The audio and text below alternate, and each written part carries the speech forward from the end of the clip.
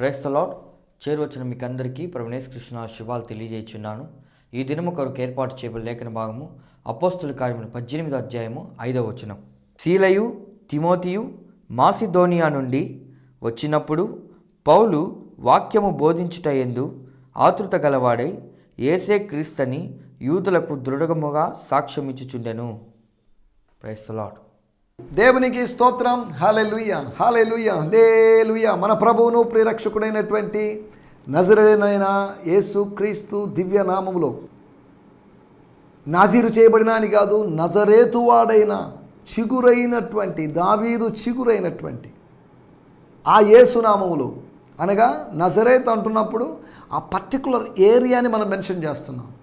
అనగా జూయిష్ అని, లేకపోతే ఇజ్రాయేల్ అని, లేదు అంటే నార్త్ ఇజ్రాయెల్ అనేటువంటి ఉద్దేశంతో, అనగా గలలియా ప్రాంతంలోని నజరేతు అని, గలలీయుడని నజరేయుడని మనం నజరేయుడైన యేసుక్రీస్తు నామములో అంటున్నాము అంటే దాని అర్థం. నాజీరు చేయబడ్డానికి నజరేతు వాడు అన్నబడడానికి తేడా ఉంది.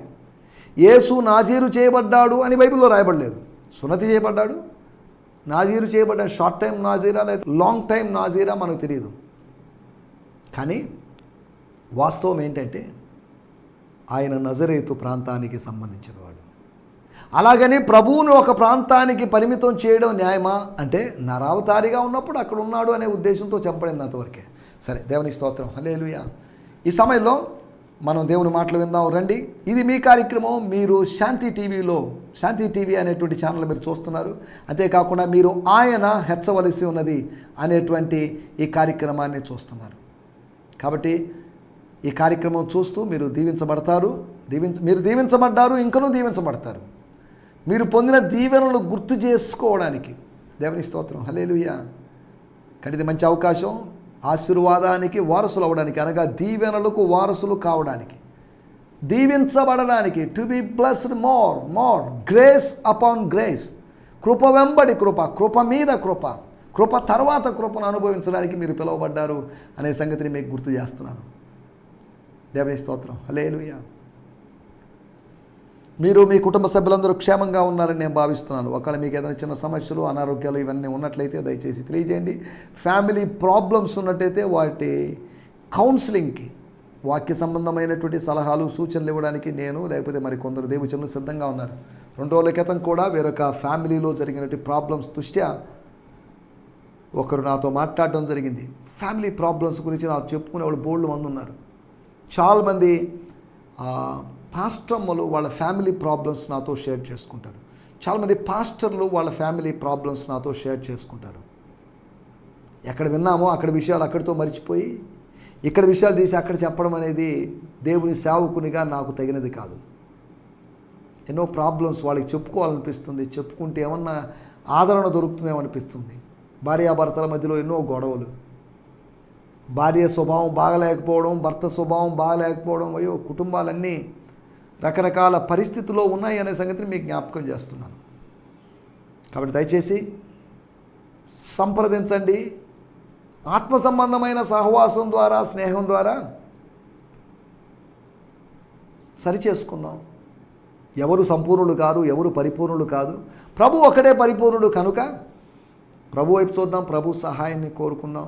యెషయా గ్రంథం 1వ అధ్యాయంలో చెప్పబడినట్లుగా రండి మన వివాదము తీర్చుకుందాము. వివాదం కోసం ఒక వాదం అవసరమని నేను అనలేదు. రండి మన వివాదాలని మనం తీర్చుకుందాం. వాదరహితంగా మనం ఉందాం. దేవుని స్తోత్రం, హల్లెలూయా. ఈ సమయంలో మనం దేవుని మాటలు వినబోతున్నాం. మీరు సిద్ధంగా ఉన్నారని నేను భావిస్తున్నాను. మీకోసం ప్రార్థించే సహోదరునిగా, మీరు నా కోసం ప్రార్థించే సహోదరులుగా మారాలనేది నా యొక్క కోరిక. విమర్శించడం సులభమే, కానీ విజ్ఞాపన చేయడం కష్టం. మనకు కావాల్సింది విమర్శకులు కాదు, మనకు కావాల్సింది విజ్ఞాపనకర్తలు. ఈ సమయంలో చిన్న ప్రార్థన చేసుకుని కార్యక్రమంలో ముందుకు సాగుదాం. మన పిల్లలు ఎగ్జామ్స్ రాస్తూ ఉన్నారు. 10th క్లాస్ ఎగ్జామ్స్ త్వరలో స్టార్ట్ కాబోతున్నాయి అనుకుంటున్నాను నేను. ఇంటర్మీడియట్ ఎగ్జామ్స్ అయిపోయినాయి. First year, second year exams అయిపోయినాయి. డిగ్రీ ఎగ్జామ్స్ కూడా అయిపోయినట్టున్నాయి. ఇంకా కాంపిటేటివ్ ఎగ్జామ్స్ ఉన్నాయి. డిఎస్సి ఏదో వచ్చినట్టుంది. తర్వాత వేరు కాంపిటేటివ్ ఎగ్జామ్స్ ఉన్నట్టున్నాయి. ఇది ఇంచుమించు మార్చ్, ఏప్రిల్, మే అంటే ఎగ్జామినేషన్ సీజన్. తర్వాత ఎంసెట్ ఉంది, నీట్ ఎగ్జామ్, ఇటువంటి వేరు వేరు ఎగ్జామ్స్ ఉన్నాయి. మనం ప్రార్థన చేస్తాం. ఇంకా తర్వాత విదేశాలకు వెళ్ళడానికి టోఫెల్ లేకపోతే జిఆర్ఈ లేకపోతే వేరు వేరు ఎగ్జామ్స్ ఉన్నాయి. ఈ ఎగ్జామ్స్ రాసేవాళ్ళు ఉన్నారు. వీళ్ళందరినీ మనం జ్ఞాపకం చేసుకుందాం. మీ ప్రార్థనా విషయాలు దయచేసి ఈరోజే మాకు తెలియజేయండి. ఈ కార్యక్రమం చూస్తూ ఆ 2 నంబర్లను నోట్ చేసుకోండి. 7036443613, 7036443613 అనే నంబర్, 9392293010 అనేటువంటి నంబర్. ఈ 2 నంబర్లు కాంటాక్ట్ చేయండి. మీరు వాట్సాప్ కాంటాక్ట్ చేస్తే మీకు వాట్సాప్లో త్వరలో నేను వెంటనే విత్ ఇన్ 24 hours అనగా 1 day లోపే మీకు రిప్లై ఇవ్వడానికి ప్రయత్నం చేస్తాను. హీ మస్ట్ ఇంక్రీజ్ అనేటువంటి ఒక చిన్న వాట్సాప్ గ్రూప్ కూడా ఒకటి తయారు చేశాను. ఆ గ్రూప్లో కొంతమంది ఉన్నారు, ఒక 20 మంది వరకు ఉన్నారు. ఇంకా కొత్త వారు ఎవరైనా కాంటాక్ట్ చేస్తే శాంతి టీవీ వ్యూవర్ అని చెప్పేసి లేకపోతే హెచ్ఎంఐ వ్యూవర్ అని చెప్పేసి వాళ్ళని అలా సెట్ చేసుకొని గ్రూప్లో యాడ్ చేద్దామని, ఒక కమ్యూనిటీగా, ఒక ఆర్మీగా, డివైన్ ఆర్మీగా, క్రిస్టియన్ ఆర్మీగా, అనగా యుద్ధం చేయడానికి కాదు, ఆత్మ సంబంధమైన స్పిరిచువల్ వార్ఫేర్ చేయడానికి అనే ఉద్దేశంతో చిన్న ప్రార్థన చేద్దాం. ప్రార్థన. పరిశుద్ధమైన మా దేవా, మీకు వందనాలు, మీకు వందనాలు, స్తోత్రం, స్తోత్రం. ఈ సమయంలో మా యవన బిడ్డల కొరకు ప్రార్థన చేస్తున్నాం. వారి విద్యా సంవత్సరంలో వారు చదువుకున్న దాన్ని పరీక్షించడానికి, వారు ప్రమోషన్ పొందడానికి, వారు పైకి వెళ్ళడానికి, మరొక లెవెల్కి వెళ్ళడానికి వారి ముందున్నట్టు ఎగ్జామ్స్ కొరకే మీకు వందనాలు. వాళ్ళ జీవితంలో, వాళ్ళ అకాడమిక్ ఇయర్లో టర్నింగ్ పాయింట్ లాంటి ఎగ్జామ్స్ కొరకు మీ సన్నిధానానికి వస్తున్నాం. వారు చక్కగా రాయాలి, మీ నామాన్ని మయంపరచాలి. ఎగ్జామ్స్లో మా బిడ్డలు ఎవరు నాయన కాపీ రైటింగ్ కానీ, లేదా కాపీ రాయడం కానీ, లేదంటే మాల్ ప్రాక్టీసెస్ చేయడం, ఇవి లేకుండా కష్టపడి చదివి వారు నిజాయితీగా ఎగ్జామ్స్ రాసి మీ నామాన్ని మయంపరచాలి. ఆ ఎగ్జామ్ హాల్లో వారితో మీ సాన్నిధ్యం ఉంచండి ప్రభా.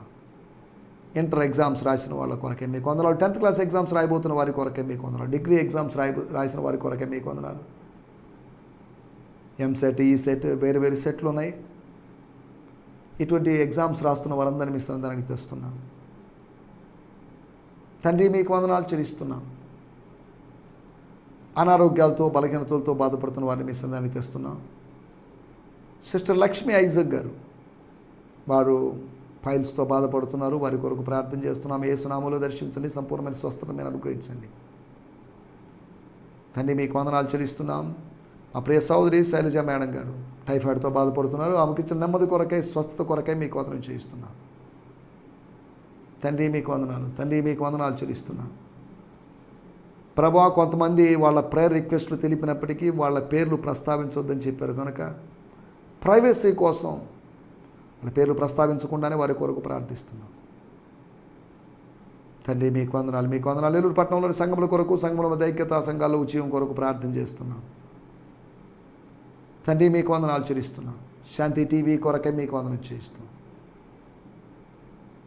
గిడియోన్ ఫెలోషిప్ ఇంటర్నేషనల్ GFI అనేటువంటి సహవాసం యొక్క 3 రాష్ట్రాల్లో జరుగుతున్న పరిచర్య కొరకే మీకు వందనం చేస్తున్నాం. ఉన్నటువంటి 130 మంది సేవకుల కొరకు, అనగా సంఘ కాపరులు, వారి కుటుంబాల కొరకు, వారి విశ్వాసులు, వారి కుటుంబాల కొరకు మీ సన్నిధానానికి వస్తున్నాం. సమయంలో ప్రభా, మీ వాక్యం ద్వారా మీరు మాతో మాట్లాడండి, మమ్మల్ని బలపరచండి. ఆత్మ సంబంధమైన లోతైన సంగతులు గ్రహించగలటూ సాయించండి. మా ఆత్మీయ నేత్రములు మీరు తెరవజేయండి. సత్యము బహు దూరముగాను లోతుగా ఉన్నది కనుక దాన్ని గ్రహించడానికి మీరు మా కృపను అనుగ్రహించమని వేడుకుంటూ యేసు నామములోనే ప్రార్థించగలుగుతున్నాం పరమ తండ్రి. ఆమేన్, ఆమేన్, ఆమేన్. దేవుని స్తోత్రం. మీ అందరికీ వందనాలు. ప్రార్థనలో ఏకీభవించినందుకు మీకు ప్రత్యేకమైన వందనాలు తెలియజేస్తున్నాను. ప్రార్థన అంటే కళ్ళు మూసుకున్న సమయంలో అటు ఇటు తిరగడం, లేకపోతే డైవర్ట్ అయిపోవడం, లేదా టీవీ ఆన్ చేసి బయట తిరగడం అనో, లేకపోతే యూట్యూబ్ ఆన్ చేసి బయటకు వెళ్ళేసి రావడం అని కాదు దాని అర్థం. కాబట్టి కాన్సన్ట్రేట్ చేయండి. ఈ సమయంలో మనం నిన్న ఆలోచించిన విషయాలు, కొంతమంది యొక్క, అనగా పౌలు యొక్క, దేవుని యొక్క, తండ్రి అయిన దేవుని యొక్క, కుమారుడైన దేవుని యొక్క, మరలా పౌలు యొక్క ఆతృతలు, వాళ్ళ యొక్క అర్జెన్సీలు, వారి ఈగర్నెస్ల గురించి, వారి యొక్క ఆసక్తిని గురించి మనం మాట్లాడుకున్నాం.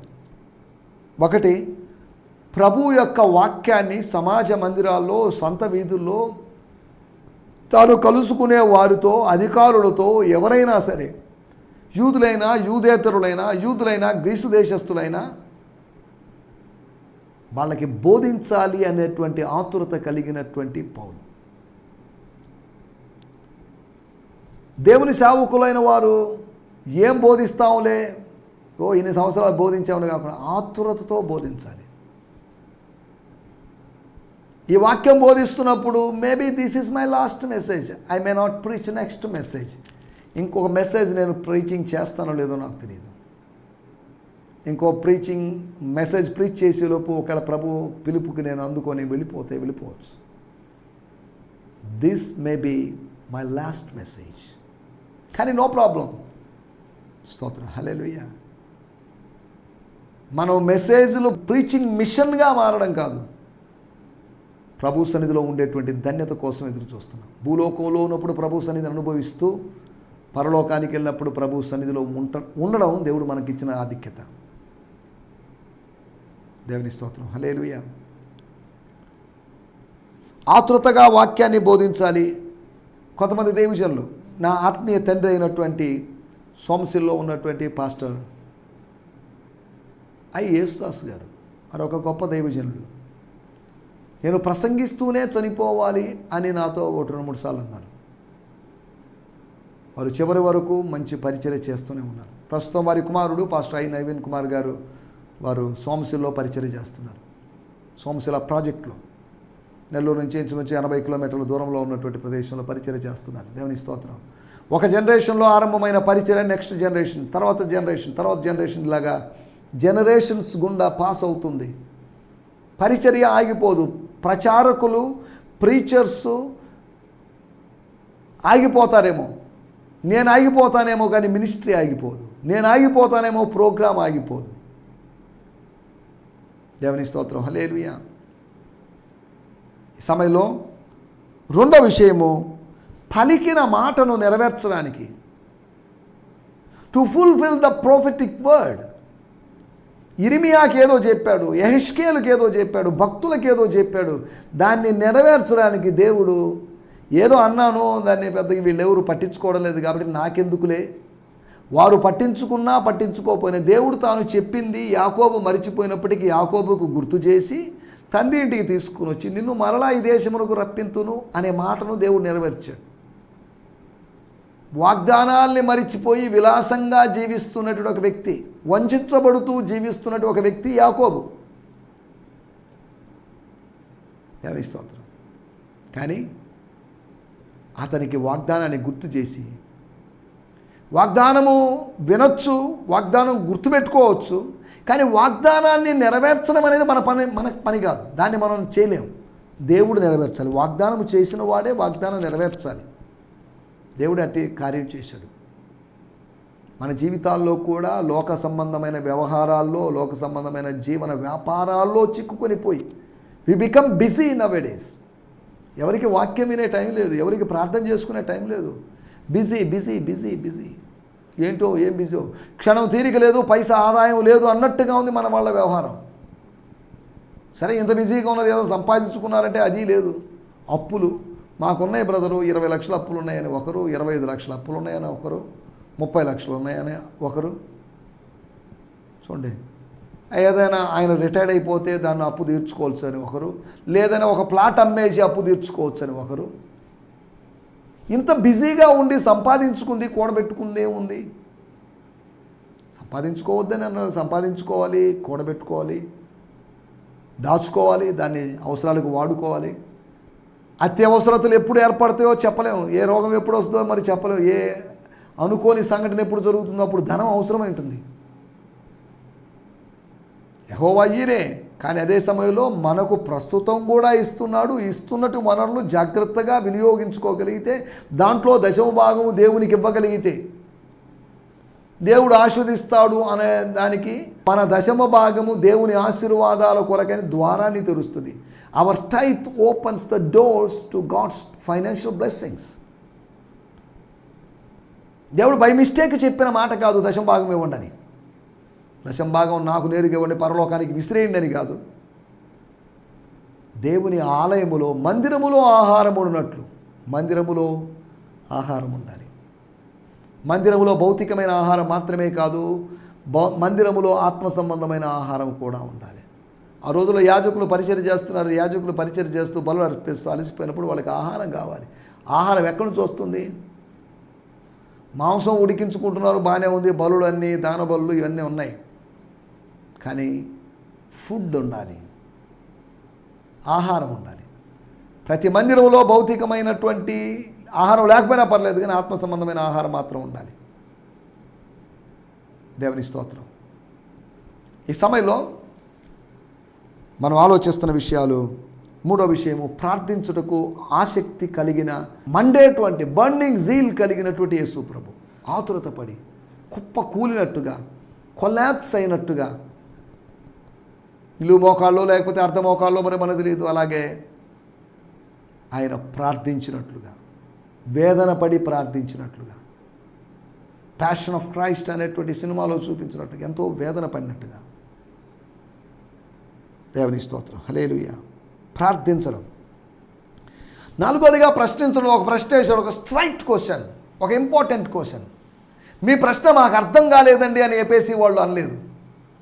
మీ ప్రశ్న బాగానే ఉంది, కానీ మీ ప్రశ్నకు ఫిట్ అయ్యేటువంటి ఆన్సర్ మా దగ్గర లేదు. మీ ప్రశ్నకు తగిన స్థాయిలో మా దగ్గర సమాధానం లేదని వాళ్ళు ఒప్పుకున్నట్టుగా చెప్పుకున్న తర్వాత అనుభవంలోకి వచ్చారు వాళ్ళు. మీరు పరిశుద్ధాత్మను పొందితిరా? ఈ ఉదయకాలం మిమ్మల్ని కూడా అది అడుగుతున్న ప్రశ్న. మీరు పరిశుద్ధాత్మను పొందారా? పొందలేదా? పొందొచ్చు. పొందారా? మరింతగా పొందొచ్చు, మరింతగా నింపబడవచ్చు. మద్యము చేత కాదు, మద్యము చేత మత్తులై ఉండకూడదు, ఆత్మ చేత నింపబడండి. Being continuously fill with the spirit of God. దేవుని ఆత్మ చేత నింపబడుతూనే ఉండండి. ఒకసారి నింపబడ్డామంటే ఎప్పుడో ఒకసారి నింపబడినట్లుగా అనిపించింది, ఏదో అలా అనిపించింది మాకు అని కాకుండా అనుదినము నింపబడుతున్నటువంటి అనుభవం, ఫిల్లింగ్ ఎక్స్పీరియన్స్ మనకు కావాలి. సరే, దేవుని స్తోత్రం. వాటిలోకి వెళ్ళలేదు. ఇవి మనం నిన్న ఆలోచించిన విషయాలు. ఈ దినం కొరకై ఏర్పాటు చేయబడిన లేఖన భాగము అపోస్తుల కార్యములు 18వ అధ్యాయము 5వ వచనం. Book of acts 18th chapter verse 5. సీలయు తిమోతియు మాసిదోనియా నుండి వచ్చినప్పుడు పౌలు వాక్యము బోధించుచుటయందు ఆతురత గలవాడై యేసే క్రీస్తుని యూదులకు దృఢముగా సాక్ష్యమిచ్చుచుండెను. When Silas and Timothy finally arrived from Macedonia, and this is the last moments, last days of the second missionary journey. When Silas and Timothy, the spiritual son of Paul, finally reached Corinth, Paul spent all his time preaching the word of God. He has no other side business. వేరే business లేదు, tent making లేదు. ఏం tent making పక్కన పెట్టండి. జీవితాలు ఇక్కడ గుడారాల్లాగా చినిగిపోయి తలకిందులు అవుతున్నప్పుడు భౌతికమైన వాటి గురించి ఆలోచించడం, ఒకవేళ పెట్టుబడి పెట్టేమేమో, sorry, you carry on that business, I will do this business. Spiritual tent making చేసుకుందాం అన్నట్టుగా. Paul spent all his time preaching the word of God or the manifestation of God, trying to convince the Jews that Jesus was Messiah. Jesus ni Messiah ga present చేసినటువంటి messianic gospel అది. Messiah సువార్త, అదే యేసయ్య సువార్త. దేవుని స్తోత్రం, హల్లెలూయా. మన title సాక్ష్యం, సాక్ష్యం ఇవ్వడం.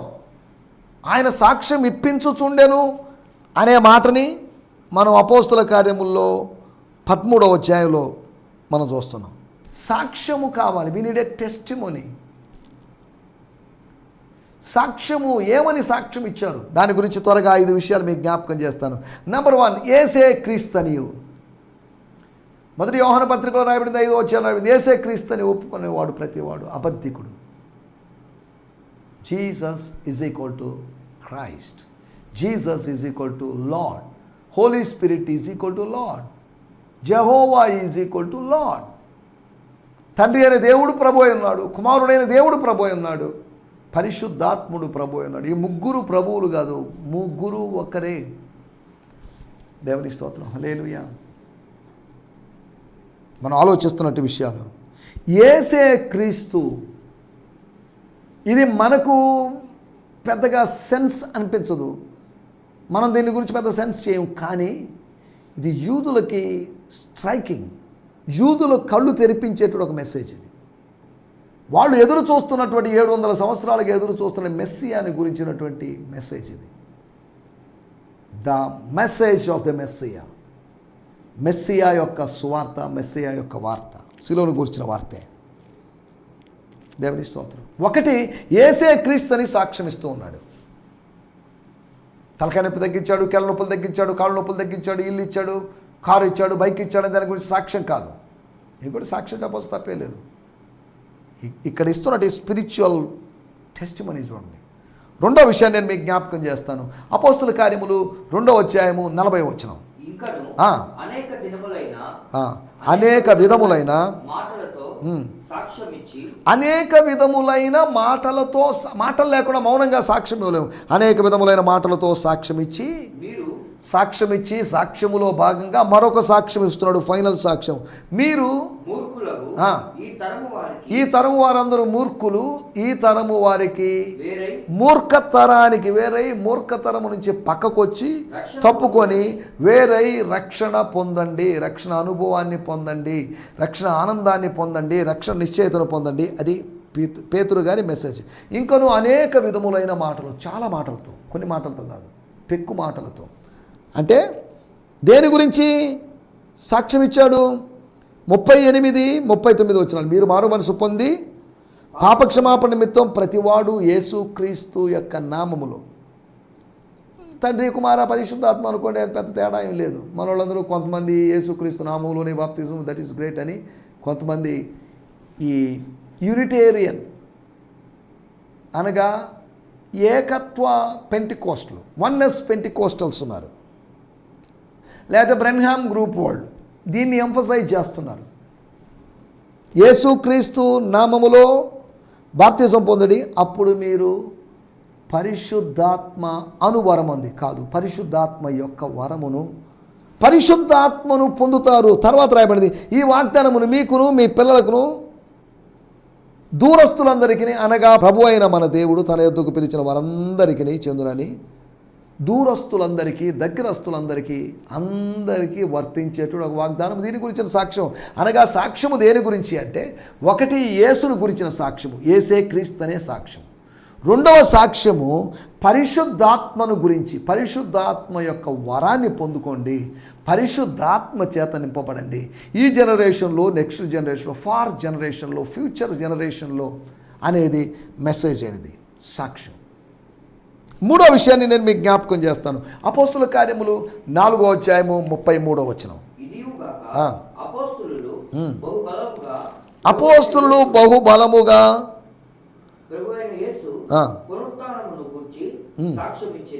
దేవుని స్తోత్రం, హల్లెలూయా. వారు దేని గురించి సాక్ష్యం ఇచ్చారట?